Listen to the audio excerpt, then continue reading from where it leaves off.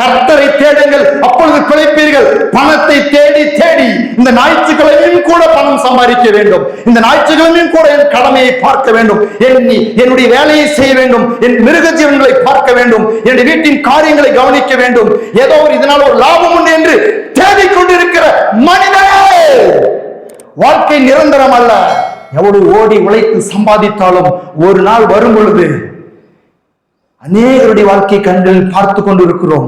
எத்தனை லட்சம் வேண்டும் என்றாலும் கொடுத்து விடுகிறேன், என் வியாதி குணமாகிவிட்டால் போதும் என்று கதறுகிறார்கள். ஆனால் டாக்டர் சொல்லுகிறார்கள் முடியாது என்கிறார்கள். ஆனால் தேவன் சொல்லுகிறார், தேவனால் கூடாத காரியம் ஒன்றுமில்லை, தேவனால் கூடாத காரியம் ஒன்றுமில்லை. இன்றைக்கும் இயேசுவை பார்த்து, இயேசுவை நோக்கி, இயேசுவே என் மேல் இரக்கமாயிரும் என்று நாம் கதறுவோம் என்று சொன்னார், அவர் நமக்கு இன்றைக்கும் மன நெருங்கி நம்முடைய வாழ்க்கையில் சுகத்தையும் பலனையும் தந்து அவருடைய பிள்ளையாய் தொடர்ந்து வாழ வைக்க அவர் உண்மையும் அன்பும் உள்ளவராய் இருக்கிறார். எல்லாம் கொடுக்கப்படும், அவருடைய எல்லாம் நமக்கு கொடுக்கப்படுங்க. ஆனா இன்னைக்கு பாரு, மனுஷன் என்ன பண்றான்? முதலாவது இன்னைக்கு பணத்தை தேடுறான், காசை தேடுறான், சொத்து தேடுறான், ஆஸ்தி தேடுறான், எல்லாம் தேடி ஒட்ட கட்டிக்கிட்டு கடைசியில் என்ன சொல்றான்னாக்கா, எனக்கு சுகம் இல்லைன்றான். அந்த பணத்தை கொண்டு போய் கொடுத்தா டாக்டர் கிட்ட சுகமாக்க முடியாதுன்னு சொல்றாங்க. ஏன்னாக்கா தன்னுடைய பலத்தை எல்லாம் ஊற்றி, தன் ரத்தத்தை எல்லாம் ஊற்றி, தன் பிரயாசத்தை எல்லாம் ஊற்றி நிறைய பணம், நிறைய சொத்து, நிறைய ஆஸ்திகளை சம்பாதித்தான். இன்னைக்கு ஆரோக்கியத்திற்காக அந்த பணத்தை கொண்டு போய் டாக்டர் கொடுத்தா டாக்டர் சொல்றான், நீ எவ்வளவு பணம் கொடுத்தாலும் உன்னை காப்பாற்ற முடியாது பண்றான். ஏன் தெரியுமா? இயேசுவால் அல்லாமல் ஒரு மனிதனையும் கூட இந்த உலகத்தில் ஒரு நாள் கூட வாழ வைக்க முடியாது. எந்த சங்கீதம் 103:13. தகப்பன் தன் பிள்ளைகளுக்கு இறங்குகிறது போல கர்த்தர் தமக்கு பயந்தவர்களுக்கு இறங்குகிறார்.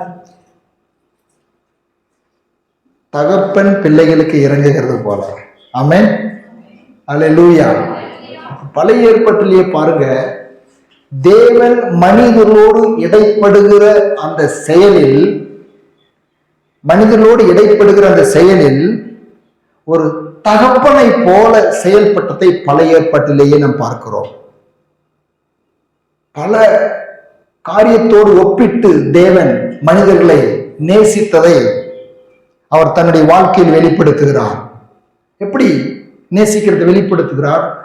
கோழி தன் குஞ்சுகளை தன் செட்டைகளுக்குள்ளே மறைத்துக் கொள்ளுகிறது போல அப்படின்னு சொல்லி தன்னுடைய அன்பை வெளிப்படுத்துகிறார்.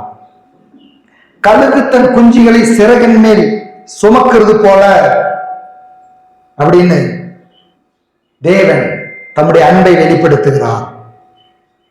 அடுத்து தம்முடைய அன்பை வெளிப்படுத்துவதற்கு ஒரு தகப்பனுடைய ஸ்தானத்தில் இருந்து தன்னுடைய மக்களுக்கு உதவி செய்கிறதை அவர் தன்னுடைய வாழ்க்கையில் வெளிப்படுத்துகிறார். அதனால் தான் தகப்பன் பிள்ளைக்கு இறங்குகிறது போல. எல்லாரும் சொல்லுங்க, தகப்பன் பிள்ளைக்கு இறங்குகிறது போல. இன்னைக்கு பார்க்கிற உலகத்துல தகப்பன் பிள்ளைக்கு இறங்குறது அப்படின்னு சொல்லி தகப்பன் பிள்ளை உறவை, தகப்பன் பிள்ளைகளுடைய உறவை வர்ணிச்சாக்கா ரொம்ப கஷ்டமா இருக்குது. ஏன்னா அந்த அளவுக்கு தகப்பன் பிள்ளைகளுக்கு உறவு இந்த உலகத்துல இல்லை, நாம் பார்க்கிற விதத்துல. ஆனா உண்மையாகவே நாம் ஆராதிக்கிற இந்த ஜீவனுள்ள தேவன் அவர் நம்முடைய தகப்பனாகவே இருக்கிறார், மாறாத தகப்பன். அந்த தகப்பனிடத்தில் எந்த மாற்றமும் இல்லை, அந்த தகப்பனுடைய அன்பில் எந்த மாற்றமும் இல்லை. ஏசாயா 66:12-14.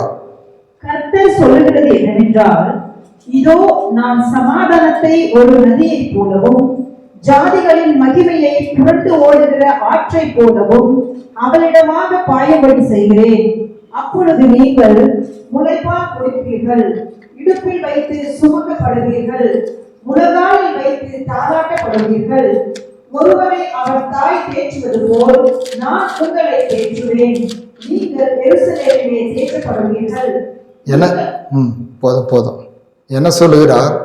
ஒருவனை தாய் தேற்றுவது போல நான் உங்களை தேற்றுவேன். அல்லேலூயா. எப்படி சொல்லுகிறார் பாருங்க, தாய் தேற்றுவது. அப்ப தாய் அப்படின்னா தாய் தகப்பன் ரெண்டு ஸ்தானத்தையும் இணைத்துதான் அவர் சொல்லுகிறார். அதான் முதலாவது சொன்னார் தகப்பனை போல, இரண்டாவது தாயை போல. அப்ப ஒரு தாய் தாயினுடைய அன்புக்கு ஒப்பாக இயேசு நம்மை நேசித்து நமக்கு தாயும் தகப்பனுமாய் இருக்கிறேன் என்பதை அவர் வெளிப்படுத்துகிறார். மத்தேயு 6வது அதிகாரம் 32வது வசனம். இவைகளை எல்லாம் அஞ்ஞானிகள் நாடி தேடுகிறார்கள், இவைகளெல்லாம் உங்களுக்கு வேண்டியவைகள் என்று உங்கள் பரமபிதா அறிந்திருக்கிறார். என்ன சொல்லுகிறார்? இவைகள் எல்லாம் உங்களுக்கு வேண்டியவைகள் என்று யார் அறிந்திருக்கிறாங்களா? அப்பா அறிந்திருக்கிறார். எல்லாம் சொல்லுங்க, அப்பா அறிந்திருக்கிறார். பாருங்க, இந்த உலகத்தில் இருக்கிற தாய் தகப்பன் எல்லாத்தையும் பார்த்துக்குவாங்க அப்படின்ற அந்த தைரியம் இருக்கிறதுனால பிள்ளைகள் என்ன பண்ணுங்க, கவலை இல்லாத வாழும். அதை போலத்தான் நம்மையும் அவர் பார்க்கிறார் என்ற விசுவாசத்தோடு கூட நம்முடைய கவலைகள் எல்லாம் அவர் மீது வைத்து, நம்முடைய நம்பிக்கை அவர் மீது வைத்து, இவைகள் எல்லாம் என் பரம பிதா பார்த்து கொள்வார் என்று சொல்லி அவரிடத்தில் ஒப்பு கொடுத்து, அவரிடத்தில் ஜெபித்து, அவருக்கு தெரியப்படுத்தி நாம் கவலைப்படாமல் நம்பிக்கையோடு வாழ வேண்டும் என்று இந்த தகப்பனுடைய உள்ளத்தை நமக்கு வெளிப்படுத்துகிறார். நம்மை நேசிக்கிற இந்த இயேசு நம்முடைய தகப்பன். ஆமென். மத்தேயு 6:9. நீங்கள் ஜெபம் பண்ண வேண்டிய விதமாவது, பரமண்டலங்களில் இருக்கிற எங்கள் பிதாவே, உம்முடைய நாமம் பரிசுத்தப்படுவதாக. என்னன்னு சொல்ற, ஜெபம் பண்ணும் பொழுது எப்படி ஜெபம் பண்ண சொல்றாரு? எப்படி இந்த உலகத்தில் வந்த இயேசு, மனிதனாய் வந்த இயேசு தெய்வத்தை தகப்பனாக வர்ணிக்கிறார். அவர் தகப்பனாய் இருக்கிறார் என்று வர்ணிக்கிறார். ஆகவே தான் இவர்களுக்கு அந்த நாட்கள் இருந்தான மனிதர்களுக்கு ரொம்ப வருத்தம் உண்டானது. எதனால அப்படின்னாக்கா, என்ன இவர் கடவுளை போய் அப்பான்னு கூப்பிடுறான், நம்மளையும் அப்பான்னு கூப்பிட வைக்கிறான், அப்பான்னு சொல்றான் அப்படின்னு சொல்லி தான் அவங்களுக்கு ரொம்ப வருத்தம் உண்டாச்சு. ஏன்னா தெய்வம், அவர் பெரியவர், அப்படி இப்படின்னு அதெல்லாம் சொன்னா ஒன்றும் கவலை இல்லை. ஆனா அப்பான்னு சொன்னா அது ரொம்ப நெருக்கமான உறவுமாய் ஆயிடுதே அப்படின்னு தான் கவலைப்படுறாங்க. ஏன் தெரியுமா? ஆனா இயேசு அவரை தகப்பனாய் சித்தரிக்கிறார். தேவனை சொல்லுகிறார், பரலோகத்தில் இருக்கிற எங்கள் அப்பாவே. எல்லாரும் சொல்லுங்க, பரலோகத்தில் இருக்கிற எங்கள் அப்பாவே. ஹல்லேலூயா. வெளிப்படுத்தல் 1:6. நம்மிடத்தில் அன்பு கூர்ந்து தமது இரத்தத்தினாலே நம்முடைய பாவங்களால நம்மை கழுவி தம்முடைய பிதாவாகிய தேவனுக்கு முன்பாக நம்மை ராஜாக்களும் ஆசாரியர்களும் ஆக்கின அவருக்கு மகிமையும் வல்லமையும் என்றென்றைக்கும் உண்டாயிருப்பதாக. ஆமென். இங்கேயும் தேவனை காண்பிக்கும் பொழுது ஒரு தகப்பன் பிதா, அதாவது தகப்பன் ஸ்தானத்தில் இயேசு காண்பிக்கிறார். பிதாவாகி தேவனுக்கு முன்பதாக கர்த்தராகி ஆண்டவர், இரட்சகராகி தேவன், எல் ஷடாய், எபினேசர், யெகோவா ஈரே, இப்படியெல்லாம் வெளிப்பட்டவர் இயேசு கிறிஸ்து இந்த பூமியில் வந்த பொழுது அவரை பிதா என்று அழைக்கும்படியாக நமக்கு காண்பித்து கொடுக்கிறார். இன்றைக்கும் அந்த பிதா நம்மை நேசிக்கிற அவர் அப்பாவாக நாம் பார்த்து அவரை நேசிப்பதை அவர் விரும்புகிறார். இயேசுவை நோக்கி இயேசு இந்த உலகத்தில் வாழ்ந்த பொழுது ஒரு இயேசுவே, தாவீதின் குமாரனே மற்றும் ஆண்டவரே, போதகரே, இரட்சகரே என்று சொல்லியெல்லாம் அழைச்சாங்க. ஆனா இன்னைக்கு அந்த இயேசு அப்பா, இயேசு அந்த தெய்வம் எப்படி அழைக்க வேண்டும் என்று எந்த விதத்தில் அழைத்தாலும், இயேசுவே என்று அழைத்தாலும் அவர் சந்தோஷப்படுகிறார், நமக்கு நன்மைகளை தருகிறார். ஆனால் நம்முடைய வாழ்க்கையில அவரை அப்பா என்று அழைக்கும் பொழுதுதான் உண்மையிலேயே அவருக்கு எல்லாவற்றை விட பெரிய சந்தோஷம் உண்டாகிறது. ஆகவே தான் எப்பொழுதும் நாம் பாடும் பொழுதும் நாம் ஜெபிக்கும் பொழுதும் ஏசப்பா என்று சொல்லுகிறோம். அல்லேலூயா. ஏசப்பான்னா அது பேர் இல்லை, உண்மையா அப்பாவின் உறவை குறிக்கிறது. இயேசுதான் ஒரு பேரு, அதுக்கத்தான் சேர்த்துட்டு அந்த ஏசப்பான்றதும் அது சில பேர் பேராவே நினைச்சுக்குவாங்க. பேர் இல்லது. இயேசு நம்முடைய அப்பா அப்படின்றது தான் ஏசப்பா அப்படின்னு கூப்பிடுகிறோம். அல்லேலூயா. ஆகவே தான் இந்த அப்பா பிள்ளையின் உறவை நாம் நன்றாய் புரிந்து கொள்ள வேண்டும், புரிந்து வைத்திருக்க வேண்டும். அவரை நோக்கி கூப்பிடும் பொழுது அப்பா பிதாவே, ஏசப்பா என்று சொல்லி நாம் ஜெபிக்க, நாம் கூப்பிட, துதிக்க நாம் அறிந்து வைத்திருக்க வேண்டும். நாம் அந்த நம்மை நேசிக்கிற இந்த அன்புள்ள ஆண்டவர் அவர் தகப்பனாய் அப்பாவாய் நமக்கு இருக்கிறார் என்ற உணர்வோடு நாம் வாழுகிறவர்களாய் நாம் இருக்க வேண்டும். இந்த சத்தியத்தை நாம் அறிந்து கொள்வது நம்முடைய வாழ்க்கையில் மிகவும் நன்மையான காரியங்களை உண்டு பண்ணும். அடுத்து இன்னொரு காரியத்தை நாம் பார்க்க போகிறோம். இந்த அன்புள்ள தேவனுடைய பிள்ளைகளாய் நாம் இருக்கிறோம். அப்ப நமக்கு அவர் அப்பான்னா நாம் யாரு? நம்மளாம் யாரு? அதுலயும் சந்தேகம் தான். அவர் அப்பான்றதுலயும் சந்தேகத்தை கொண்டு வந்து போடுறான் பிசாசு. நாம் அவருடைய பிள்ளைன்றதுலயும் சந்தேகத்தை கொண்டு வந்து போடுறான். இந்த ரெண்டு உறவுமே, ஏன்னா உலகத்துல அப்படித்தானே பாக்குறோம். உலகத்துல எப்படி தெரியுமா? அப்பா பிள்ளை உறவுலாம் ஒரு 10 வருஷம் 12 வருஷம் ஒரு 14 வருஷம் தான் அப்பா பிள்ளை உறவுலாம். கொஞ்சம் பிள்ளைங்க வளர்ந்துட்டாக்கா என்ன இல்லையா? அப்படிதானே பாக்குறோம். நீ என்ன சொல்றது நான் கேட்கறது. அப்ப என்ன பண்ண தெரியுமா? அப்பா பிள்ளை உறவுல கொஞ்சம் நல்ல ஒரு உறவு அன்பு இருக்கிறதுல கட்டி பிடிக்க முடியறது இல்ல. அதுக்கு முன்ன சின்ன பிள்ளைங்களா இருக்கும்போது பாருங்க, 10 வருஷம் 12 வருஷம் 14 வருஷத்துல மடி மேல உட்கார வச்சுக்குவோம், கட்டி பிடிப்போம், உட்கார வைக்குவோம், கொஞ்சுவோம், கெஞ்சுவோம். ஆனா ஒரு 18 வருஷம் தாண்டிட்டாக்கா அப்புறம் என்ன பண்ணுது? அப்பா பிள்ளை தான் இல்லைன்னு சொல்லல, ஆனா அந்த உறவுன்றது சிறு வயசுல இருக்கிற போது, சின்ன பிள்ளைங்களா இருக்கும்போது நம்ம உறவு பண்ற மாதிரி இருக்க முடியாது. ஏன்னாக்கா அவங்க வளர்ந்துடுறாங்க, அவங்களுக்கு மெச்சூரிட்டி வந்துருது, அறிவு வந்துருது, ஞானம் வந்துருது, திறமை வந்துருது, அது கூட திமிரும் வந்துருது. அப்படித்தானே சொல்லணும். அப்படிலாம் வந்துறது நல்லன்றாங்க உறவுல உண்மையா வந்து. ஆனா பாருங்க, இதுல ஒரு வித்தியாசம் என்னன்னாக்கா, இந்த தாய்க்கும் தாப்பனுக்கு இருக்கிற அன்பு பிள்ளைங்க மேல மாறாது. ஆனா பிள்ளைங்களுக்கு தாய் தாப்பன் இருக்கிற அன்பு குறைஞ்சு போய், ஏன்னாக்கா அவங்க வந்து வேற வேற காரியங்கள்ல ஈடுபட்டு அவங்களுடைய மனதுல நேசிப்பாங்க இல்லைன்னு சொல்ல. ஆனா சின்ன பிள்ளைங்களா இருக்கும்போது அப்படியே, நேற்று சாயங்காலம் எங்க மச்சான் மடியில வந்து சாப்பிட்டுட்டு இருக்காரு, மடியில வந்து அந்த குழந்தை உட்காந்துச்சு. சின்ன பிள்ளை வந்து மடியில உட்காந்துச்சு. அவரு எப்படி சொல்றது, நம்மள எடுத்து எடுத்து வீசி போடல, அவரு போமா அப்படின்னு அன்பா சொல்லி அனுப்பிச்சு விடுறாரு. ஏன்னாக்கா அந்த அன்பு தகப்பன் பிள்ளையுடைய உறவு, அதைத்தான் ஏசப்பா விரும்ப. சரி, உலகத்தில் இருக்க தாய் தகப்பனோட எப்படி உறவு இருந்தாலும் பரவாயில்ல, ஓகே, அந்த அப்பாவோடு, ஹல்லேலூயா, அந்த அப்பாவோடு உறவு எப்பொழுதுமே விரிசல் ஏற்படுத்திக் கொள்கிறது நல்லதல்ல. அந்த அப்பாவோடு எப்பொழுதுமே நாம் அவருக்கு செல்ல பிள்ளைகளாகவே இருக்க வேண்டும் என்று விரும்புகிறார். நாம் அவருடைய ஜனங்கள், அவருடைய பக்தர்கள், விசுவாசிகள், பரிசுத்தவான்கள், நீதிமான்கள், ஊழியக்காரர்கள், ஆசாரியர்கள், உண்மைத்தான். அவை எல்லா ஸ்தானங்களையும் தாண்டி நாம் அவருடைய பிள்ளைகள். இதுதான் நம்முடைய வாழ்க்கையில் நமக்கு ஒரு மேன்மையும் தைரியத்தையும் கொடுக்கிறதான ஒரு நம்பிக்கை. இந்த நம்பிக்கை இந்த நம்பிக்கையும் இந்த அறிவும் இந்த விசுவாசமும் ஒரு கிறிஸ்துவனுக்குள் இல்லை என்று சொன்னார், இயேசுவை நம்புவவனுக்கு இல்லை என்று சொன்னார், அடிக்கடி சோர்ந்து போவான். பாவத்தில் விழுறது ஏங்க? பாவத்தில் விழுறது ஏன்? ஆண்களுடைய சமூகத்துக்கு வராதுக்கிறது ஏன்? ஜெபத்துக்கு வராதுக்கிறது ஏன்? ஜெபிக்காதுக்கிறது ஏன்? வேத வாசிக்காதுக்கிறது ஏன்? ஒழுக்கமா தன்னுடைய வாழ்க்கையில் வாழாத சாட்சிக்கிட்டு போய் நடக்கிறது ஏன்? அவனுக்குள் என்ன இல்ல? நான் தேவனுடைய பிள்ளை அப்படின்ற அந்த உணர்வு இல்லை, அந்த அறிவு இல்லை, உணர்வு இல்லை. அதனால தான் பாருங்க, உலகத்தில் போய் கண்டபடி வாழ்றாங்க. கண்டபடி வாழ எப்படி முடியுதுனாக்கா, உள்ளத்துல நான் தேவனுடைய பிள்ளை அப்படின்றத உணர்வை பிசாசு எடுத்து போட்டு விடுகிறான். யோவான் 1:12 பாருங்க. அவருடைய நாமத்தின் மேல் விசுவாசம் உள்ளவர்களாய் அவரை ஏற்றுக்கொண்டவர்கள் எத்தனை பேர்களோ அத்தனை பேர்களோ தேவனுடைய பிள்ளைகளாகும்படி அவர்களுக்கு அதிகாரம் கொடுத்தார். இந்த இயேசு அன்பு நமக்கு செய்திருக்கிற மிகப்பெரிய பாக்கியமான ஒரு காரியம் என்ன தெரியுமா? இந்த நேரத்தில் இந்த வார்த்தைகளை கேட்டுக்கொண்டிருக்கிற இந்த இயேசுவை நம்புகிற ஒவ்வொருவருக்கும் எத்தனை பேர்களோ, எல்லாரும் சொல்லுங்க, எத்தனை பேர்களோ அத்தனை பேர்களுக்கும் தேவனுடைய பிள்ளைகளாகும்படி, தைரியம் சொல்ல, பிள்ளைகளாகும்படி என்னத்தை கொடுத்தாரு? அதிகாரத்தையே கொடுத்துறாருங்க.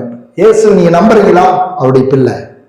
இவனுடைய பக்தன சர்டிபிகேட் கொடுக்கறதில்ல. பாருங்க, பல விதங்கள். என் விசுவாசியில சர்டிபிகேட் கொடுக்கறது அவையெல்லாம் இருக்குது. என் ஆசாரியன், என் ஊழியக்காரன், நீதிமான், இந்த சர்டிபிகேட் எல்லாம் கொடுக்கறதில்ல. இவைகளும் இந்த பட்டங்கள் எல்லாம் இருந்தாலும் கூட அவர் எல்லாவற்றுக்கும் மேல முதலாவது அவரை நம்பின உடனே, அவர் விசுவாசித்த உடனே அவர் கொடுக்கிறதான ஒரு அதிகாரம் கொடுத்தார். அப்படின்னாக்கா இதுல முன்னாடி தொடர்ந்து கேளுங்க, உங்களுக்கு புரியும். என்ன பிள்ளைக்கு ஒரு அதிகாரம்? என்னங்க அதிகாரம்? பிள்ளைக்கு என்னத்துக்கு அதிகாரம்? பிள்ளைக்கு அதிகாரம், பிள்ளைகள் ஆகும்படி அதிகாரம் மாத்திரமல்ல, பிள்ளைக்கு அதிகாரம். நன்றாய் புரிஞ்சுங்க. பிள்ளைகள் ஆகும்படியான அதிகாரம் அல்ல, பிள்ளைக்கும் அதிகாரம் கொடுத்திருக்காரு. அதனால்தான் அவர் என் நாமத்தினால் நீங்கள் பிசாசுகளை துரத்துவீர்கள். அதிகாரம் பிள்ளைகள் ஆகும்படி அதிகாரம், அதோடு கூட பிள்ளைக்கும் அதிகாரம். இதுதான் இயேசு கிறிஸ்துவின் இருக்கிறதான வெளியேறு பெற்ற அன்பின் ஒரு மகத்துவம். ரோமர் 8:14-16. மேலும் எவர்கள் தேவனுடைய ஆவியினாலே நடத்தப்படுகிறார்களோ அவர்கள் தேவனுடைய புத்திரராய் இருக்கிறார்கள். அந்தபடி திரும்பவும் பயப்படுகிறதற்கு நீங்கள் அடிமைத்தனத்தின் ஆவியை பெறாமல் அப்பா பிதாவே என்று கூப்பிடப்படுகிற புத்திர சுவிகாரத்தின் ஆவியை பெற்றீர்கள். நாம் தேவனுடைய பிள்ளைகளாய் இருக்கிறோம் என்று ஆவியானவர் தாமே நம்முடைய ஆவியுடனே கூட சாட்சி கொடுக்கிறார். பாருங்க, எவர்கள் தேவனுடைய ஆவியினால் நடத்தப்படுகிறார்களோ, அப்ப தேவனுடைய பிள்ளைகளாய் ஆன உடனே நமக்கு தேவ ஆவியானவர் கொடுக்கப்படுகிறார். முன்னாடி பார்க்க போறோம், முன்னாடி பார்க்க போறோம். இப்ப பிள்ளைன்றத மாத்திரம் நல்லா நினைவு வச்சுக்கோங்க. நாமெல்லாம் தேவனுடைய பிள்ளைகள்னா சாதாரண நினைக்க கூடாதுங்க. ஒரு உலகத்துல பாருங்க, ஒரு பெரிய மனிதனுடைய பிள்ளை அப்படின்னு சொன்னாக்கா அவங்க எப்படி எப்படி இருப்பாங்க, எப்படி நடந்துக்குவாங்க, எப்படி துணி போடுவாங்க, எப்படி பேசுவாங்க அப்படின்னு தெரியுமா உனக்கு? நான் சொல்றேன், ஒரு எம்எல்ஏ பிள்ளை உங்களோட கோழி விளையாடுவானா, உங்களோட மரப்பந்தி விளையாடுவானா? விளையாடுவானா சொல்லுங்க? இல்ல மண்ணில் சாதாரண பிள்ளைகளை, ஒரு ஏழை எளிய பிள்ளைகள் விளையாடுறது போல விளையாடுவானா? விளையாட மாட்டான். அவனுக்குன்னே ஒரு ஸ்தானம், அவனுக்குன்னே ஒரு தகுதி, அவனுக்குன்னே ஒரு ஸ்டாண்டர்ட் அப்படின்னு ஒண்ணு இருக்கும். ஸ்டேட்டஸ் அப்படின்லாம் வச்சிட்டு இருப்பாங்க. ஆகவே நாம் கடவுளுடைய பிள்ளைகள். ஹல்லேலூயா. ஏசப்பாவுடைய பிள்ளைகள் அப்படின்னு சொன்னாக்கா நம்ம உள்ளத்துல இருக்கணும் எப்பொழுதுமே. ஏசப்பாவின் பிள்ளை நானு. ஓசியா 1:10. இஸ்ரவேல் புத்திரரின் தொகை அளக்கவும் எண்ணவும் கூடாத கடற்கரை மணலை போலிருக்கும். நீங்கள் என் ஜனமல்ல என்று அவர்களுக்கு சொல்வதற்கு பதிலாக நீங்கள் ஜீவனுள்ள தேவனுடைய பிள்ளைகள் என்று அவர்களுக்கு சொல்லப்படும். பாருங்க, அப்பயே அவர் தீர்க்கதரிசனமா சொல்லி வச்சிருக்கிறாரு. என்னன்னு சொல்லி வச்சிருக்காரு? நீங்கள் தேவனுடைய ஜீவனுள்ள தேவனுடைய பிள்ளைகள் என்று சொல்லப்படும். நம்மள அப்படி சொல்லுங்க உலகத்துல. அப்படி சொல்லுகிற அளவுக்கு நம்முடைய வாழ்க்கை அழகாக இருக்க வேண்டும் என்று தேவன் விரும்புகிறார். அப்படி இருக்க வைக்கிறவர் தான் தேவன். ஆமென்.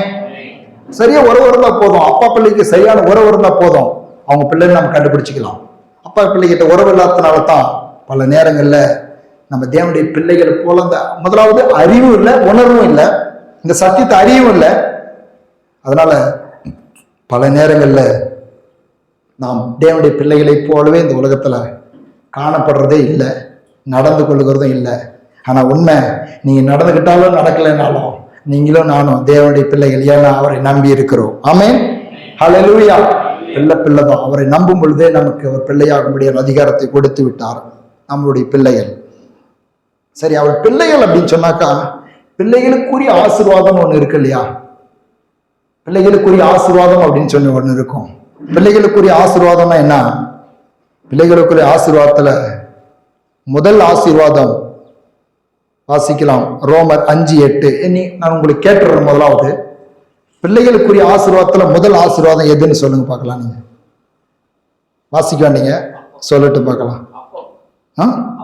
பிள்ளைகளுக்கு முதல் ஆசீர்வாதம் அப்போன்றாங்க. சரி, ஓகே, உண்மைதான், அதுன்னு ஏத்துக்கிறேன். சொல்லுங்க பார்க்கலாம், உங்களுக்கு தெரிஞ்சது. பிள்ளைகளுக்குரிய முதல் ஆசீர்வாதம் பரலோகம். ஓகே, பங்குலயே குறியாக்குறேங்க. எல்லாம் பாக்குறீங்க ஒரு மாதிரி. பிள்ளைகளுக்கு தகப்பனிடத்தில் கிடைக்கிற முதல் ஆசீர்வாதம் எப்படி யோசிக்கிறீங்கிறதுக்காகத்தான் கேட்கறேன். சொல்லுங்க, யோசனை பண்ணி சொல்லுங்க. ஒன்றும் பரவாயில்ல, தப்பா இருந்தாலும் பரவாயில்ல. தகப்பனுடைய அன்பு. ஓகே, ஹல்லேலூயா. கண்டுபிடிச்சாங்க பாத்தியா அப்படின்னு? அந்த வசனத்தை பார்த்து கண்டுபிடிச்சாங்களா என்ன தெரியல. இருக்கட்டும். ரோமர் 5:8 வாசிக்கலாம். எஸ். நமக்காக மரித்ததினாலே தேவன் நம்மேல் வைத்த தமது அன்பை விளங்கப்படுகிறார். எஸ், ஹல்லேலூயா. நன்றாய் புரிந்து கொள்ளுங்க. தகப்பனிடத்திலிருந்து பிள்ளைக்கு கிடைக்கிற முதல் ஆசீர்வாதம், எல்லா ஆசீர்வாதத்தை காட்டிலும் முதல் ஆசீர்வாதம் தகப்பனுடைய அன்பு. ஹல்லேலூயா.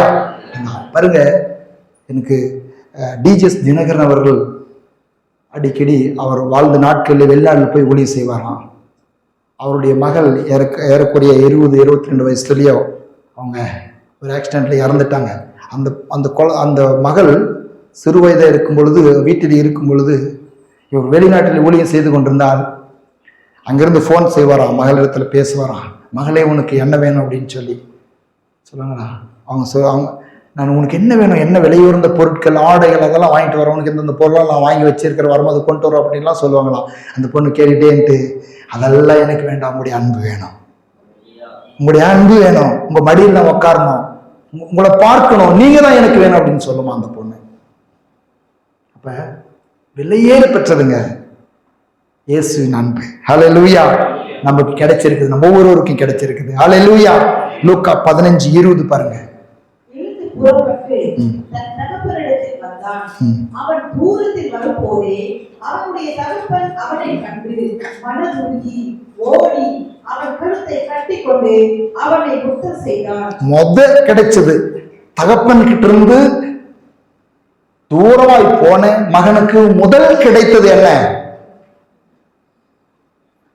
நீங்களும் நானா இருந்தா என்ன செஞ்சிருப்போம்? நம்முடைய பையன் அழுக்க வந்தாக்கா, நம்ம பையன் ஒரு மண்ணில் விளையாண்டுட்டு வந்தாக்கா, வந்ததும் முதல் தாய்மார்கள் சில நேரத்தில் கூச்சப்படாமல் அப்படியே அந்த குழந்தையை அணைத்துக் கொள்வாங்க. ஆனால் தகப்பன்மாரில் நாம் என்ன பண்ணுவோம்? போய் தண்ணி ஊற்றிட்டு வைப்போம், போய் துணி மாற்றிட்டு வைப்போம். ஆனால் பாருங்க, இருக்கிற நிலையிலேயே உங்களையும் என்னையும் நேசிக்கிற ஒரு அன்புள்ள பரம தகப்பன். இந்த அன்பு தான் விலையேற பெற்றதுங்க உலகத்தில். இந்த அன்பு தான், அன்புக்காக தான் மனுஷன் ஏங்குறான், இந்த அன்புக்காகத்தான் துடிக்கிறான். அப்படியே போறார், கட்டி பிடித்து, களத்தை கட்டி பிடித்து என்ன செஞ்சாராம்? கட்டி பிடித்து மொத்தம் செய்கிறது அன்பை வெளிப்படுத்துகிறது. இயேசுவின் அன்பை வெளிப்படுத்துகிறது. அவ்வளவா உங்களையும் என்னையும் நேசிக்கிற ஒரு தகப்பன் அவர் தான். அவரிடத்தில் கிடைக்கிற முதல் ஒரு பெரிய ஒரு பாக்கியம் நமக்கு. அவருடைய பிள்ளைகளாக இருக்கிறதில் நாம் சந்தோஷப்படுகிறோம். அடுத்து இந்த பரலோக தகப்பனிடத்திலிருந்து நமக்கு கிடைக்கிறதான இன்னொரு ஆசீர்வாதம் நான் முதல்ல சொன்னேன். நான் பிள்ளைகளாகும்படி அதிகாரம், பிள்ளைகளுக்கு அதிகாரம், அதாவது பவர், வல்லமை, பலன், அதுதான் பரிசுத்த ஆவியானவர். மத்தேயு 3:16-17. இயேசு ஞானஸ்நானம் பெற்று ஜலத்திலிருந்து கரையேறின உடனே இதோ வானம் அவருக்கு திறக்கப்பட்டது. தேவ ஆவி புறாவை போல எழும்பி தம்மேல் வருகிறதை கண்டார். அன்றையும் வானத்திலிருந்து ஒரு சத்தம் உண்டாகி, இவர் என்னுடைய நேசகுமாரன், இவரில் பிரியமாயிருக்கிறேன் என்று உரைத்தது. எல்லாரும் சொல்லுங்க, நேசகுமாரன், நேசகுமாரன், நேசகுமாரன். நீங்களும் நானும் இயேசு அப்பாவுக்கு நேசகுமாரன். நேசகுமாரனுக்கு கொடுக்கப்படுகிறது தான் பரிசுத்த ஆவியானவர். அவருடைய ஆவியானவர், அவருடைய ஜீவன், பரிசுத்த ஆவியானவருடைய அபிஷேகம். அதனால் தான் நன்றாய் தெரியும் தேவனுக்கு இயேசு கிறிஸ்து மனிதனாய் வாழ்ந்து நமக்கு ஒரு முன்மாதிரியை வைத்து போனார் என்று பேதுரு சொல்லுகிறார்.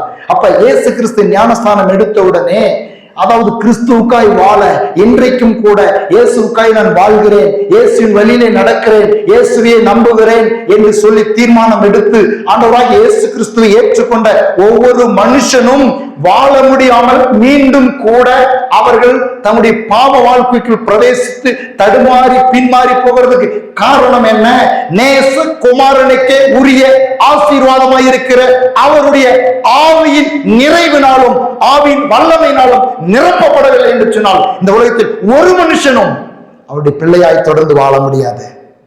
ஆகவே தான் ஞானஸ்தானம் எடுக்கிற அந்த நேரத்திலேயே அவர் சொல்லுகிறார், புறாவை போல் ஆவியானவரை அனுப்பி, இவர் என் நேசகுமாரன், இவருக்குள் என் ஆவியானவரை அனுப்புகிறேன். இந்த ஆவியானவர், இதைத்தான் இயேசு போதிக்கும் பொழுது சொல்லுகிறார். இயேசு மரித்து உயிரோடு எடுக்கும் பொழுது கூட ஒரு வார்த்தை சொல்லுகிறார். அப்போஸ்தலர் 1:8.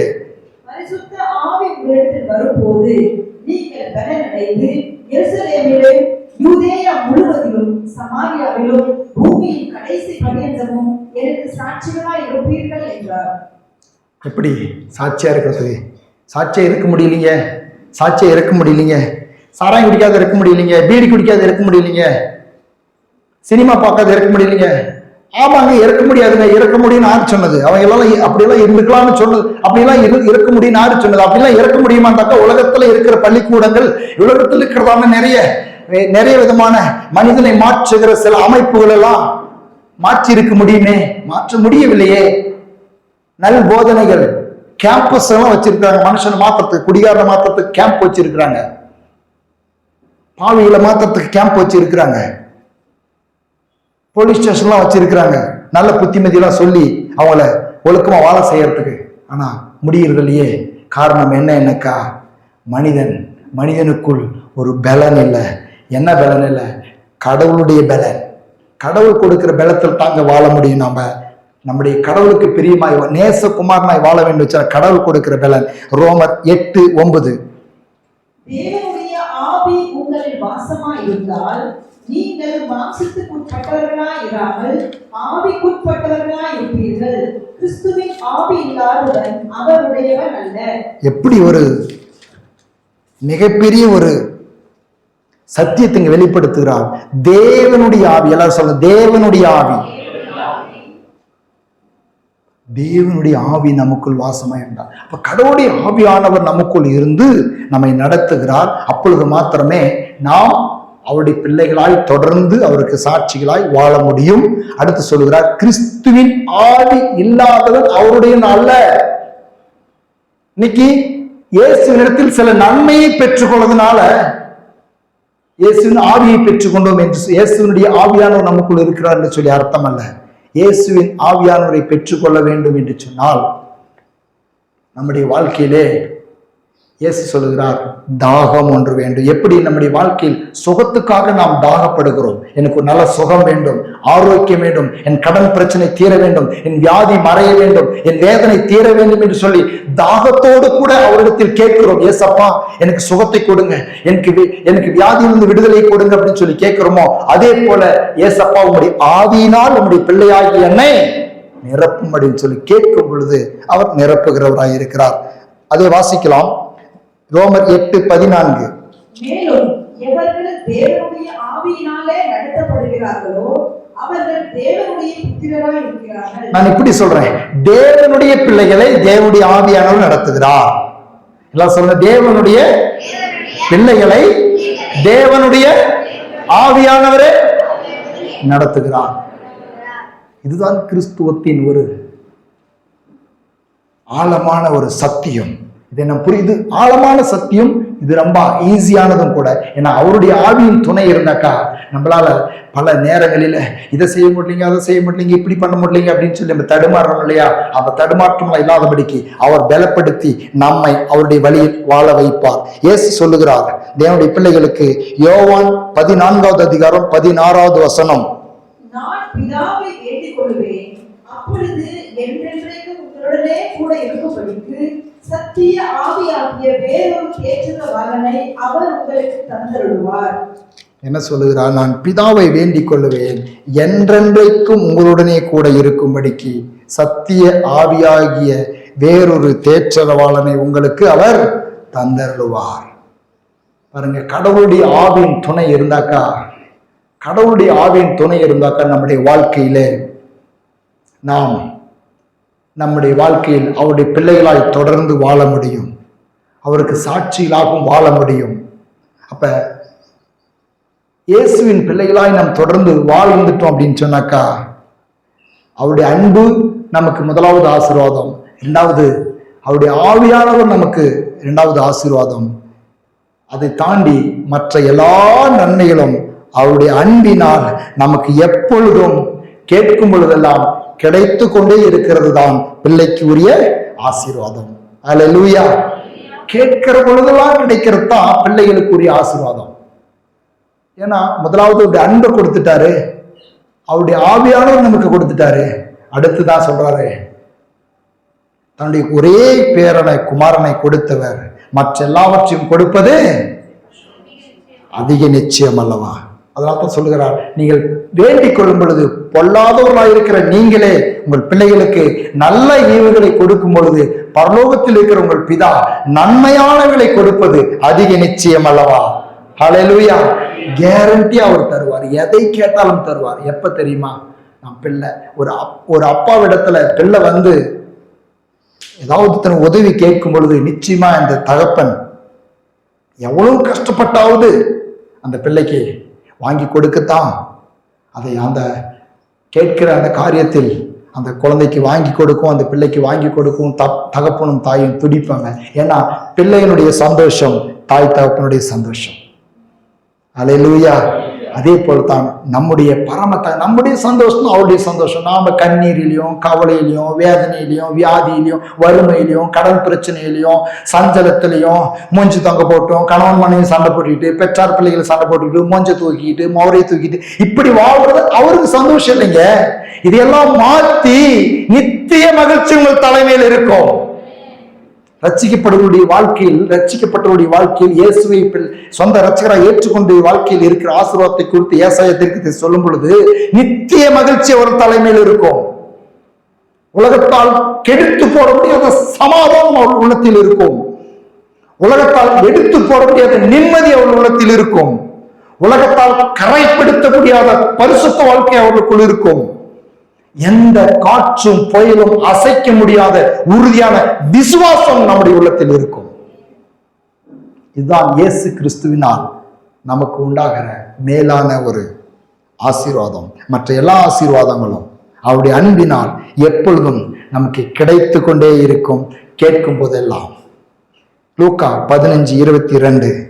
அப்பொழுது தகப்பன் தன் ஊழியக்காரரை நோக்கி, நீங்கள் உயர்ந்த வஸ்திரத்தை கொண்டு வந்து இவனுக்கு உடுத்தி, இவன் கைக்கு மோதிரத்தையும் கால்களுக்கு பாதரட்சைகளையும் போடுங்கள்.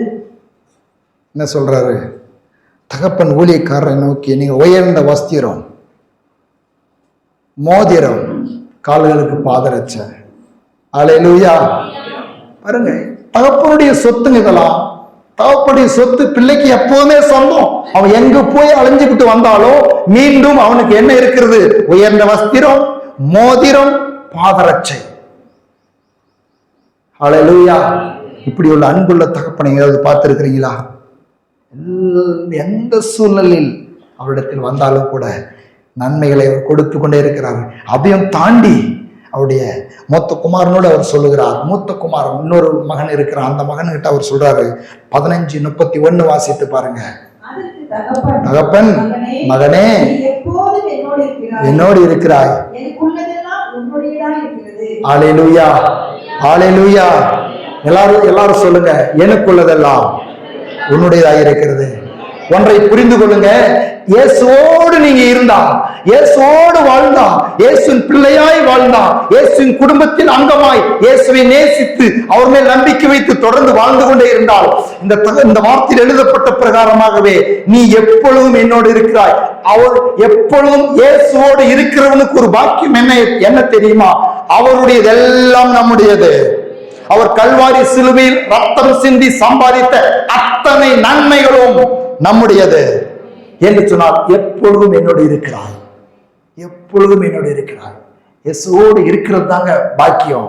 மற்றதெல்லாம் நம்மளுக்கு கூட கூட. அதைத்தான் இயேசு சொல்லும் பொழுது அவர் பிரசங்கத்தில் சொல்றாரு, முதலாவது தேவனுடைய ராஜ்யத்தையும் நீதியும் தேடுங்கள், அப்பொழுது எல்லாம் கொடுக்கப்படும். அவருடைய எல்லாம் நமக்கு கொடுக்கப்படுங்க. ஆனா இன்னைக்கு பாரு, மனுஷன் என்ன பண்றான்? முதலாவது இன்னைக்கு பணத்தை தேடுறான், காசை தேடுறான், சொத்து தேடுறான், ஆஸ்தி தேடுறான், எல்லாம் தேடி ஒட்ட கட்டிக்கிட்டு கடைசியில் என்ன சொல்றான்னாக்கா, எனக்கு சுகம் இல்லைன்றான்.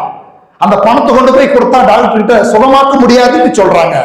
ஏன்னாக்கா தன்னுடைய பலத்தை எல்லாம் ஊற்றி, தன் ரத்தத்தை எல்லாம் ஊற்றி, தன் பிரயாசத்தை எல்லாம் ஊற்றி நிறைய பணம், நிறைய சொத்து, நிறைய ஆஸ்திகளை சம்பாதித்தான். இன்னைக்கு ஆரோக்கியத்திற்காக அந்த பணத்தை கொண்டு போய் டாக்டர் கொடுத்தா டாக்டர் சொல்றான், நீ எவ்வளவு பணம் கொடுத்தாலும் உன்னை காப்பாற்ற முடியாது பண்றான். ஏன் தெரியுமா?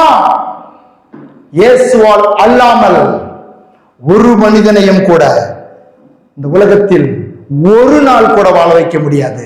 எந்த பணமும், எந்த சொத்தும், எந்த டாக்டர்களும். டாக்டருடைய உதவிக்காய் நன்றி, நல்ல மருந்து மாத்திரைகளுக்காய் நன்றி.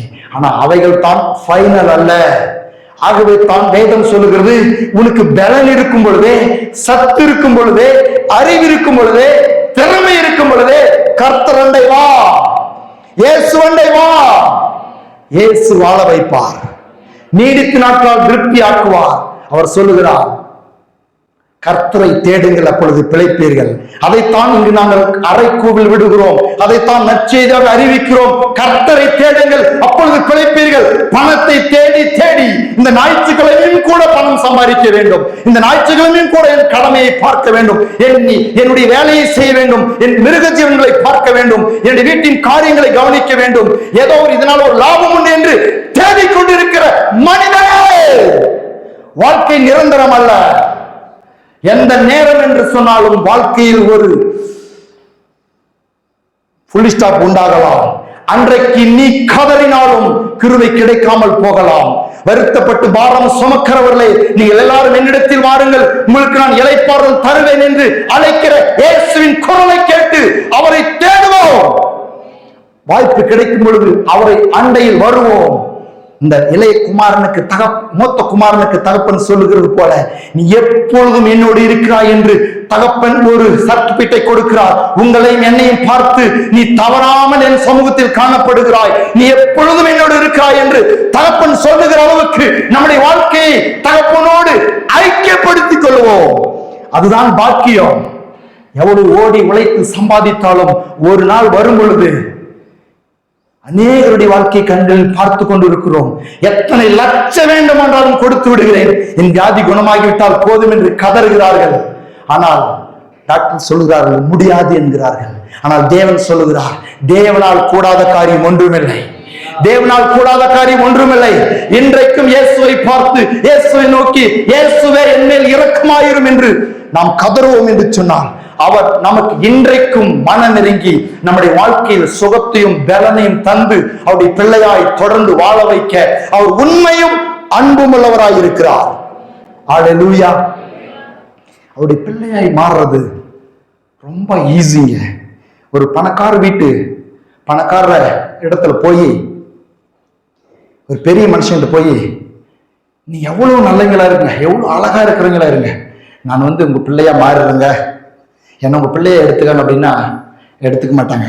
ஆனா இந்த இயேசப்பா எப்படி தெரியுமா?